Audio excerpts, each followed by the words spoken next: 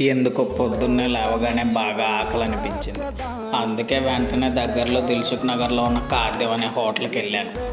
ఆ హోటల్ నాకు one of my favourite hotel అనమాట. ఎందుకో బాగా ఆకలేసింది కదా అని చెప్పి ఫస్ట్ ఒక దోశ ఆర్డర్ చేశాను. ఇక్కడైతే టిఫిన్స్ చాలా బాగుంటాయి అన్నమాట. అందుకే ఫస్ట్ వెళ్ళి ఒక దోశ ఆర్డర్ చేశాను. ఆ దోశ వచ్చేలోపే ఇంకో ప్లేట్ పూరి ఆర్డర్ చేశాను. రెండు తిన్నాను. చాలా బాగా టేస్ట్ అనిపించింది.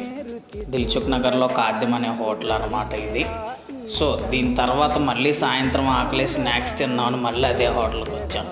ఈసారి రిసెప్షన్లో అబ్బాయి చేంజ్ అయ్యాడు, మీరు గమనించండి.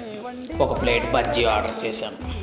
ఎందుకైనా అవి సరిపో అనిపించి మళ్ళీ ఒక ప్లేట్ ఆనియన్ పకోడా ఆర్డర్ చేశాను. రెండు తిన్న తర్వాత సరదాగా అక్కడ ఒక బుక్ స్లాట్ ఉంటే అక్కడికి వెళ్ళి రామాయణం బుక్ చూశాను. బట్ కానీ కొనలేదు, ఎందుకంటే ఇంగ్లీష్ మనకు అంతగా రాదు.